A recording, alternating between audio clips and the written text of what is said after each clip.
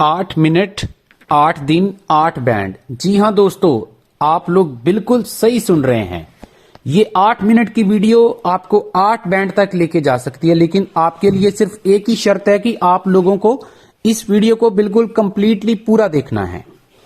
तो इस वीडियो को हम स्टार्ट करते हैं दोस्तों। जैसे कि आप लोग जानते हैं कि बहुत सारे स्टूडेंट काफी ज्यादा परेशान रहते हैं क्योंकि उनका आईएलटीएस में स्कोर नहीं आ रहा है। और आप लोग सब लोग जानते हैं कि लिसनिंग एक ऐसा मॉड्यूल है जिसमें आप लोग अगर थोड़ा सा अच्छी मेहनत कर लेते, थोड़ी सी अगर आपको जो मैं टिप्स बताने वाला हूं अगर आप उसको फॉलो कर लोगे तो मैं गारंटी लेता हूं आपके सीधे डायरेक्टली 6 बैंड नहीं आएंगे, सीधे डायरेक्टली 8 बैंड आएंगे। तो इस वीडियो को अपने पूरे ध्यान से देखना है, ठीक है जी। तो सबसे पहला जो टिप मैं आपको देने जा रहा हूं दोस्तों वो ये है, आप लोग स्क्रीन के ऊपर देख सकते हैं। सबसे पहला मेरा टिप ये है कि आप लोगों को जो इंस्ट्रक्शंस हैं उसको बहुत ध्यान से पढ़ना है।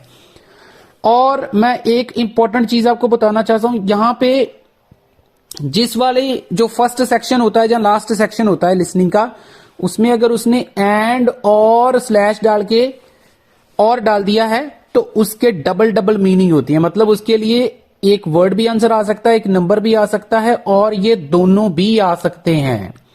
अभी इसका मैं प्रैक्टिकल आपके सामने रखने जा रहा हूं। आपके सामने कैम्ब्रिज की एग्जांपल है। क्वेश्चन नंबर 5 में देखिए यहां पे उसने क्या लिखा हुआ है। यहां पे जो आंसर है इसका आंसर है 13 मई। तो बहुत सारे स्टूडेंट जिसको इस चीज के बारे में नहीं पता है वो सिर्फ वन वर्ड रीड आउट कर लेते हैं और जब वो एग्जाम में जाएंगे तो या तो वो सिर्फ मे लिख देंगे या फिर वो 13 लिख देंगे, लेकिन उनका आंसर गलत है। हालांकि उनको आंसर करेक्टली सुन गया लेकिन फिर भी उनका आंसर जो है वो गलत हो जाएगा। तो इसके लिए आपको अच्छे से जो है रीड करनी है इंस्ट्रक्शंस को। बढ़ते हैं, हमारा जो सेकंड टिप है उसकी तरफ बढ़ते हैं। उसकी अगर हम बात करते हैं तो सेकंड टिप मेरा ये रहेगा कि आप लोगों को प्रेपोजिशंस के ऊपर बहुत ज्यादा फोकस करना है फर्स्ट सेक्शन में, क्योंकि 1, 2 या 3 क्वेश्चन ऐसे होते हैं हमेशा ही जो प्रपोजिशन के ऊपर होते हैं। जैसे ये 3 प्रपोजिशन आइल्स के पॉइंट ऑफ व्यू से बहुत ज्यादा इंपॉर्टेंट होती हैं। जहां पे इन वगैरह आता है तो यहां मंथ, ईयर, सीजन्स वगैरह आ सकता है। अगर एट आपको उसने लिख दिया है क्वेश्चन में तो टाइम आ सकता है या फिर किसी एक्टिविटी की तरफ इशारा हो सकता है। फॉर एग्जाम्पल जैसे उसने लिख दिया जैक इज गुड एट, तो इसका मतलब क्या है कि आगे कोई एक्टिविटी भी आ सकती है जैसे मैथ। जैसे हम लोगों को वैसे ये लगता है कि इन मैथ होना चाहिए या इन इंग्लिश होना चाहिए। मतलब अगर उसने एक्टिविटी की तरफ वो इशारा कर रहा है, जैसे वो कह रहा है कि जैक जो है वो खेलने में बहुत अच्छा है, तो Jack is good at sports आना चाहिए, ना कि इन स्पोर्ट्स। तो अगर उसने यहां पे एट लिखा तो डेफिनेटली आपका आंसर स्पोर्ट्स आ जाएगा। तो उसी प्रकार से अगर हम बात करें डेज की, तो डेज जो हैं वो ऑन के साथ यूज होते हैं। जैसे ऑन अगर उसने प्रपोजिशन यूज करी है तो डे, डेट और ओकेजन। डे जैसे on Tuesday, on Wednesday. Date जैसे मैंने अभी इसकी एग्जांपल आपको बताई है, ठीक है, ये आप चेक कर सकते हैं, यहां पे डेट आ रही थी। और उसके बाद अगर हम बात करें कोई ओकेजन भी हो सकती है, जैसे उसने कोई पर्टिकुलर ओकेजन की बात करी है। बढ़ते हैं हमारे नेक्स्ट टिप की तरफ, आपका टाइम ज्यादा मैं नहीं लूंगा। तो तीसरा जो मेरा इंपॉर्टेंट टिप है कि आपको टाइम को बहुत अच्छे से यूटिलाइज करना है। ये नहीं होना चाहिए कि आपको जैसे वो 30 सेकंड देते हैं आपको, look at the question 11 to 15, now you have some time to look at the question 11 to 15। तो उस टाइम को आपने सिर्फ ये नहीं करना कि सिर्फ 11 to 15 क्वेश्चन पढ़ने हैं। आपको जितने भी मैक्सिमम क्वेश्चन आप रीड आउट कर सकते हैं, आपको सारे क्वेश्चन अच्छे से रीड आउट करने हैं। It is very very important. बढ़ते हमारे नेक्स्ट टिप की तरफ जो है मैप के लिए। मैं एक एक चीज आपको बताऊंगा, प्लीज आप मेरी वीडियो को कंप्लीटली देखना है। और मैं गारंटी देता हूं ये सब चीजें आप गलतियां बहुत ज्यादा करते हैं। अब आने वाले जो टिप्स है ना, जो 4 बचे, वो इससे भी ज्यादा इंपॉर्टेंट है। जो मैप होता है उसके लिए डायरेक्शंस और वोकैबुलरी आप लोगों को आनी चाहिए, ठीक है जी। बहुत सारे स्टूडेंट ऐसे सुनते रहते हैं कि वो कहां बोलेगा आंसर, ऐसे आपको नहीं मिलने वाला है। तो ये कुछ स्पेसिफिक वोकैबुलरी है जो आपको आनी चाहिए। इन सारे के मीनिंग्स आपको पता होने चाहिए। अगर आपको इसके मीनिंग्स नहीं आते हैं तो आप ये वाला स्क्रीनशॉट लेके अपने पास रख सकते हैं और आप लोग जो हैं अपने टीचर से कंसल्ट कर सकते हैं। These are the main keywords which are mainly used in maps. और उसके बाद डायरेक्शंस होती हैं, जैसे ये नॉर्थ, ठीक है जी, और ये चीज होती है, ये आपने अच्छे से सीख लेनी है। हम अपने पांचवें टिप्स की तरफ बढ़ते हैं। पांचवा टिप्स जो है वो भी बहुत ज्यादा इंपॉर्टेंट है। जो स्टूडेंट, मुझे पता है कि बहुत सारे स्टूडेंट को मैचिंग सेंटेंस, जैसे इधर उन्होंने कुछ लिखा है और इधर उन्होंने कुछ लिखा है, उसको मैच करना है, तो वो मैचिंग में बहुत ज्यादा गलतियां करते हैं। तो उस चीज का सोल्यूशन मैं आपको देने जा रहा हूं। आपको क्या करना है कि जब भी आपको टाइम मिल रहा है तो उस टाइम में आपको ये जो उसने ऑप्शंस दे रखी हैं, इस ऑप्शन को सोचना है पैराफ्रेज करके। पैराफ्रेज करके मतलब आपको ये नहीं सोचना, बहुत सारे स्टूडेंट क्या करते हैं, वो सिर्फ इसी को ही पढ़ते रहते हैं। ये इसमें से कोई भी वर्ड वो बोलने वाला नहीं है, ये गारंटी है। बहुत रेयर चांस है कि वो यहां से कोई वर्ड चुराएगा या बोलेगा। तो आपको क्या करना, जैसे उसने सेव टाइम बोला है, यहां पे लिखा है, तो इस सेव टाइम को और कैसे वो बोल सकता है, आपको सोचना है। मेक मनी, जैसे फंड्स वगैरह की, फाइनेंस की बात कर सकता है। एडवर्टाइज की जगह पर वो मार्केटिंग की बात कर सकता है, ठीक है। पॉपुलैरिटी की बात कर सकता है कि इसको फेमस कैसे करना है।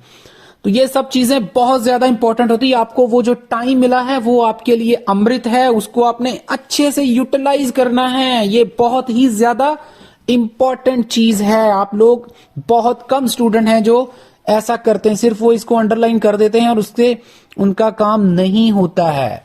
ठीक है जी, बहुत इंपॉर्टेंट चीज बता रहा हूं, अपने दिमाग में फिट कर लीजिए इस चीज को। चलिए जी, बढ़ते हैं हमारे नेक्स्ट इंपॉर्टेंट टिप की तरफ, जो आपको शायद किसी टीचर ने बताया होगा। वो ये है कि आप लोगों को स्पीकर का नाम याद रखना है और स्पीकर की टोन याद रखनी है कि वो स्पीकर कौन था।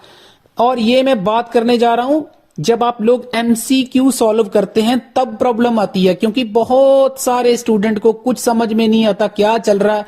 बाद में बोलते हैं उसने ये वाली ऑप्शन भी बोली थी, उसने B भी बोला था, उसने C भी बोला था। लेकिन हम लोग क्या करते हैं, हम लोग स्पीकर का नाम ही याद नहीं रखते हैं। अभी मैं आपको इसका प्रैक्टिकल बता रहा हूं। जैसे आप लोग देख सकते हैं, यहां पे 25 नंबर क्वेश्चन है, उसमें उसने लिखा है, what mistake did Helen make when first drawing map. मतलब आपके लिए जो हेलन है उसकी कन्वर्सेशन बहुत ज्यादा इंपॉर्टेंट है, समझ गए मेरी बात। और कई बार प्रोफेसर और ट्यूटर की कन्वर्सेशन होती है, प्रोफेसर और ट्यूटर की कन्वर्सेशन। तो प्रोफेसर और ट्यूटर की कन्वर्सेशन में आप लोगों को अगर यही नहीं पता है कि इसमें से प्रोफेसर की टोन कौन सी है और इसमें ट्यूटर की टोन कौन सी है, तो आप लोगों को MCQ तो मिल ही नहीं ना पाएंगे। ये तो 100% गारंटी है। तो आप लोगों को इस चीज का अच्छे से ध्यान रखना है। जो हमारा नेक्स्ट टिप है वो तो कमाल का टिप है, जो मैं बताने जा रहा हूं। बहुत कम लोगों को इसके बारे में पता है। आप लोगों को ग्रामर बहुत इंपॉर्टेंट, वैल्यूएबल है जब आप 4 नंबर सेक्शन को सॉल्व करते हैं। सबसे पहले आपको नाउन, वर्ब, एडजेक्टिव, ये सब चीजों की पहचान करनी है जब आप क्वेश्चन को रीड आउट करते हैं। जैसे यहां पे आप चेक कर सकते हैं, we imagine someone like a dash knitting. तो यहां पे मेरे को एक नाउन चाहिए, लेकिन अगर मैं बात करूं 35 नंबर क्वेश्चन की, तो यहां पे मेरे को एडजेक्टिव चाहिए, रिक्वायर्स ओनली डैश स्किल्स। कौन सी स्किल्स चाहिए, मतलब स्किल्स की मुझे इंपॉर्टेंस चाहिए, दैट्स वेरी इंपॉर्टेंट। तो ये चीजें आपको करनी है। दूसरे नंबर पे आप लोगों को, अगर उसने प्रेजेंट इंडेफिनिट टेंस में कोई ब्लैंक्स छोड़ी है तो वो आपके लिए बहुत बहुत इंपॉर्टेंट है। कैसे आप लोगों को मैं बताता हूं, उसमें हमारी S की गलती होती है।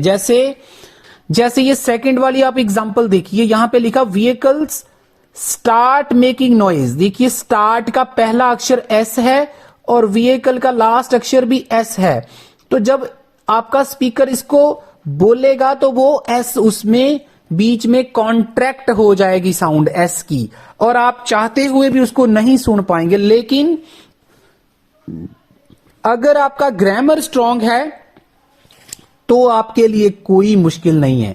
आप लोगों को बड़े ही अच्छे तरीके से ये चीज समझ में आ जाएगी। जैसे कि आप लोगों को पता है कि प्रेजेंट इंडेफिनिट का ग्रामर का रूल ये कहता है कि अगर हम वर्ब की फर्स्ट फॉर्म यूज कर रहे हैं, उसके साथ अगर एस नहीं यूज हुआ है, तो मतलब जो पीछे हमारा सब्जेक्ट है उसके साथ एस आना चाहिए। तो मतलब अगर आपको नहीं भी सुनाई दिया है तो भी ग्रामर आपकी हेल्प कर रही है कि आपका आंसर व्हीकल्स आएगा, व्हीकल नहीं आएगा। ठीक है जी। और अगर आप लोग इसमें से एस मिस कर देते हैं तो भी आपका आंसर गलत है। और अगर ये इसकी बात करें, यहां पे इसने स्टार्ट के साथ एस लिख दिया है, तो अगर आप लोग इसके साथ एस लगा देते हैं व्हीकल के साथ, तो भी आपका आंसर गलत है। तो कई बार हमें एस सुनाई नहीं देता है लेकिन हमें एस चाहिए होता है, तो वो उस केस में हमें ग्रामर हेल्प कर देता है। और कई बार हम लोग एस जो है वो छोड़ देते हैं लेकिन वहां पे लगना होता है। तो प्रैक्टिकल एग्जांपल मैंने आपको बता दिए। उसके बाद हमारे लिए प्लूरल वर्ब्स बहुत बड़ा रोल प्ले करती हैं। जैसे मैं यहां पे एक एग्जांपल लिखा हूं, dash were given to patients. Patients को क्या दिया गया? यहां पे देखिए वैक्सीनेशन भी हो सकता है, मेडिकल भी हो सकता है। मान लो वैक्सीनेशन आंसर है, तो वैक्सीनेशन तो आपको बड़े आराम से सुन गया, लेकिन उसके साथ एस आना था, एस आपको नहीं सुनाई दिया। लेकिन आपकी ग्रामर आपको बता रही है कि यहां पे प्लूरल वर्ब है, तो मतलब जो पीछे नाउन आएगा it must be with an S. तो this is very very important tip. तो बढ़ते हैं हमारे टिप नंबर 7 की तरफ। टिप नंबर 7 जो है वो बहुत बहुत इंपॉर्टेंट है। जो स्टूडेंट स्क्रिप्ट को रीड नहीं करते हैं उनकी लिसनिंग कभी भी इंप्रूव नहीं हो सकती है। तो आप लोगों को जो जब भी आप लिसनिंग करते हो कैम्ब्रिज की, तो लास्ट में आपको स्क्रिप्ट मिलती है। स्क्रिप्ट का मतलब होता है कि जो भी स्पीकर बोल रहा है सारा कुछ वहां पे लिखा होता है, ए टू जेड वहां पे लिखा होता है। जब आप इसको रीड आउट करोगे ना, तब आपको आपकी मिस्टेक्स पता चलेंगी क्या है। और वैसे भी ये जो अंडरलाइंड लाइन यहां पे आपको दिखाई दे रही है ना, जैसे ये अंडरलाइन की हुई है, तो मतलब ये आंसर की यहां पे आपका आंसर था। बाकी सारी जो कन्वर्सेशन उनकी चल रही है वो मतलब कन्वर्सेशन तो है लेकिन आंसर इसी वाले पार्ट में ही है।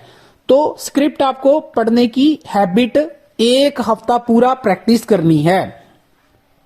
और लास्ट में मैं बोलूंगा कि एस वाले जो वर्ड्स हैं, प्लीज जब भी आप कोई नाउन सुन रहे हैं फर्स्ट सेक्शन में या 4th सेक्शन में, प्लीज नाउन को अच्छे से ध्यान से सुने, तो आपका काम हो जाएगा। होपफुली आपको ये वीडियो बहुत अच्छी लगी होगी। अगर अच्छी लगी तो लाइक और चैनल को सब्सक्राइब आपने जरूर कर देना है। ऑनलाइन क्लासेस के लिए मेरे साथ कांटेक्ट करिए, नंबर आपको स्क्रीन के ऊपर दिख रहा है। थैंक यू सो मच, मिलते हैं बहुत जल्द नेक्स्ट